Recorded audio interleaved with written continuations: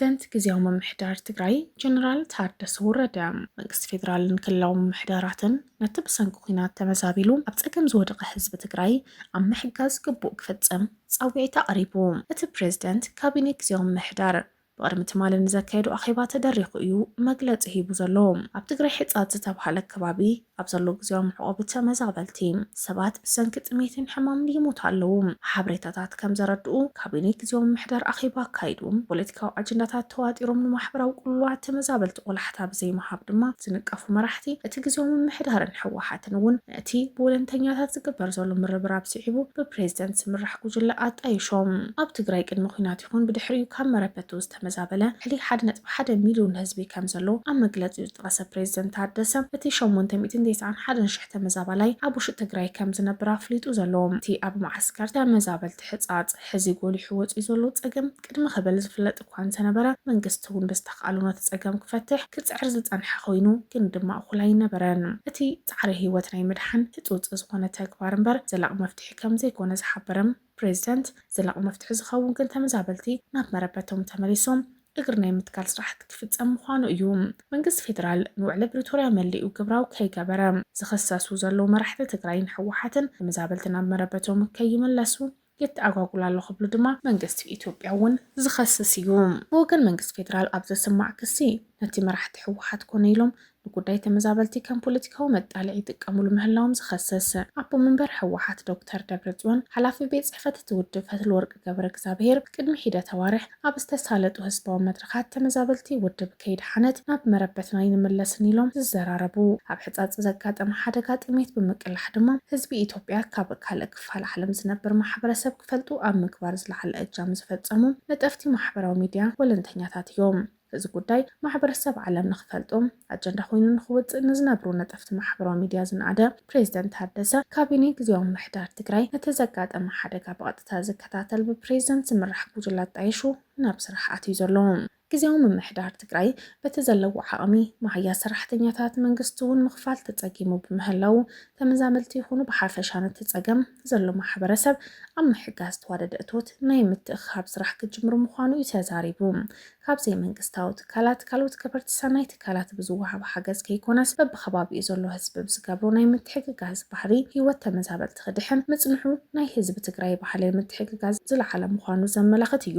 ኣብ 2018 ቀንዲ ትልሚ ጊዜያዊ ምምሕዳር ትግራይ ተመዛበልቲ ናብ መረበቶም ውሕስ ብዝኾነ መንገዲ ምምላስ ፀገሞም ብዘላቕነት ምፍታሕ ከም ዝኾነ እንትግለጽ ነዚ ተግባራዊ ምግባር ድማ መንግስቲ ፌደራል ይኹን መላእ ህዝብታት ኢትዮጵያ ከምኡውን ኣሸማገልቲ ትካላት ብዕቱብ ክሰርሑ ከም ዝግባእ ኣፍሊጡ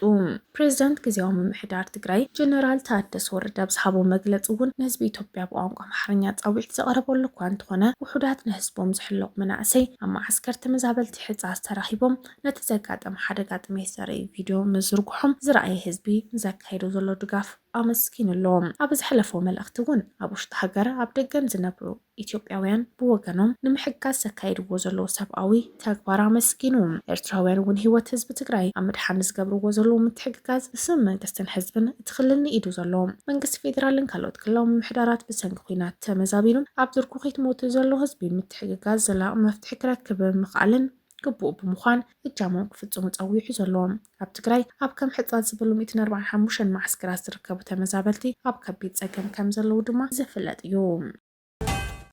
ላዕለዋይ ሓለቓ ስታፍ ሰራዊት ሊብያ ብቱርኪ ብሓደጋ ነፋሪት ከም ዝሞተ ቀዳማይ ሚኒስትር ሃገሩ ዓብዱል ሐሚድ ድበይበህ ኣፍሊጡ ምስ ጀነራል መሐመድ ዓሊ ኣሕመድ ኣልሃዳድ ካልኦት 4 ወታደራውያን ኣዘዝቲ ሊብያ ብታ ነፋሪት ከም ዝነበሩ ናይ ኣብ ርእሰ ከተማ ኣንካራ ድማ ናብ ካልእ ቦታ እናኸዱ ከለዉ ነፋሪት ከም ዝወደቐት እውን ተገሊጹ ዘሎ ሚኒስተር ውሽጣዊ ጉዳያት ቱርክ ዓሊየ ካሊያ ኣብ ኤክሳብ ዝዘርግሑ ሓበሬታ እቲ ጀነራል ሓምሻይ ርእሱ ዝነበረ ነፋሪት ኣብ ርእሰ ከተማ ኣንካራ ምስ ተበገሰ ድሕሪ 42 ደቂቓ ቅድሚ ከም ዝተቋረፀ ጠቒሱ ዘሎ ርክብ ቅድሚ ምቁራፁ ድማ መራሒታ ነፋሪት ሓደጋ ኣጋጢምዋ ከም ዘሎ ብምግላጽ ኣብ ዝቐረበ መዕረፍ ነፈርቲ ክዓልብ ሕቱ ኣቕሪቡ ነይሩ ስብርባር ናይታ ነፋሪት ካብ ርእሰ ከተማ ኣንካራ ንሸነኽ ደቡባዊ ምዕራብ ከም ዝተረኽበ ጠንቂ ሙዳቕ ንምፍላጥ ምርመራ እውን ይግበር ኣሎ መንግስቲ ቱርክ እውን እዚ ኣፍሊጡ ሚኒስተር ውሽጣዊ ጉዳያት ቱርክ ድማን ሙዳእታ ነፋሪት አመልኪቱ ካልኣይ ጊዜ ኣብ ኤክሳብ ዘስፈረው ጽሑፍ ስብርበራ ኣብ ዞባ ሃይማን ኣብ ጥቓ ከይስካባ ብትበሃል ገጠር ከም ዝተረኸበ ብምሕባር ቀዳማይ ሚኒስተር ናይቲ ብሕቡራት ሃገራት ኣፍልጡ ዝተውሃቡ መንግስቲ ሊብያ ዝኾነ